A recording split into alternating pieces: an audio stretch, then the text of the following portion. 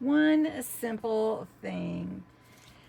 We are in series 4. This is day 2 of One Simple Thing, and our series has shifted gently from the foundations to flow.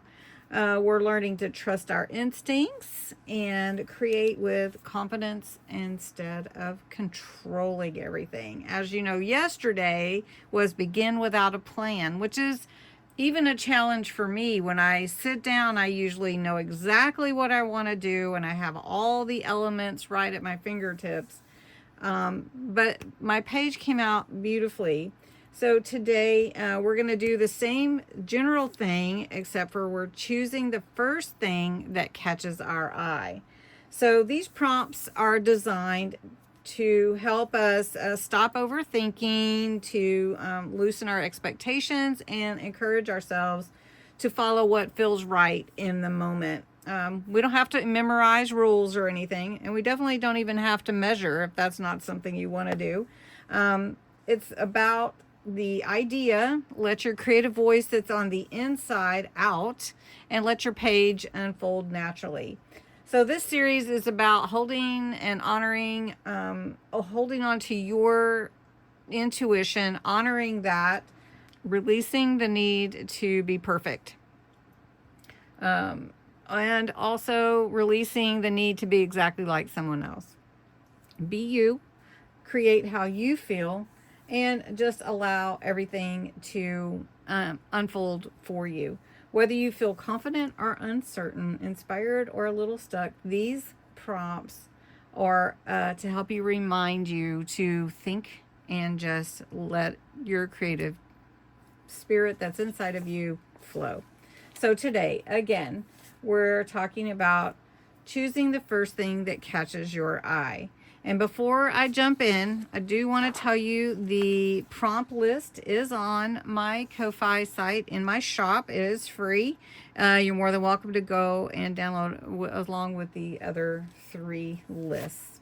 Okay, so what catches my eye? Well, I'm starting to work on my Celebrating the Journey junk journal for February. Been trying to finish the kit, and there's been a lot of things stopping that from happening. But I wanted to work on a page that could go into that journal. And this is actually one of the pages, a background page from the kit that will be released.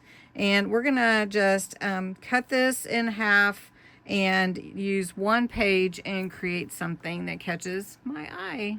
All right, what catches my eye? Well, my journal theme is dusty lavenders, purples, plums, creams. And so I'm just going to take this Damson wine. This is a purple ink that I have. It's really pretty. I'm going to enhance this with a little vintagizing around the edges, if you will. A little inking. Now I'm not going to overdo because this is just paper, not cardstock. So we're just going to give it a spray. Now I'm leaning into this. So I thought I would do a fabric pocket. This would be something that matches the journal cover. And I'm going to take some of this pretty lace that I have, and it is like seam binding. I'm going to go ahead and glue that on to my fabric pocket right here at the top. And then we're going to add a button to it. And I'm doing it not on the page because I don't want the pocket to accidentally glue down to the page. I want it to stay a pocket. So that's pretty. And then I've got a really pretty button here I'm going to put in. This is a vintage button, so I'm going to use it. Then I've got my button sewn on. And I think I'm going to take a little bit of this pretty chiffon ribbon and make a little bow. Should we put it right there with the button? I think so. So we'll just glue this on here. And then I think we could be ready to put our pocket on. Now you could sew your pocket on if you wanted to, or you can glue it on, whichever you're more comfortable with. I think I'm just going to glue it, but you could definitely sew it and it will look real pretty sewn. If you don't have a sewing machine, then of course you could hand sew if you're comfortable with that as well. All right, so we're just going to glue this on here. And then we've got a nice little fabric pocket, and I need a little something at the top. Okay, I'm ready. I did add a flower. I've got a little sweet word. And I did want to tell you, I didn't use beluga. I used royal flush, which is the purple flavor, if you will, of the solar sprays. Royal flush is what I used, not beluga. Beluga is more of a blue, and I had just used it previously, and I guess that was on my mind. So we have a nice little pocket here, a fabric pocket, and a pretty flower at the top. We've got sweet, and this will be ready to put in my journal, and I might color this in. I may leave it. I don't know.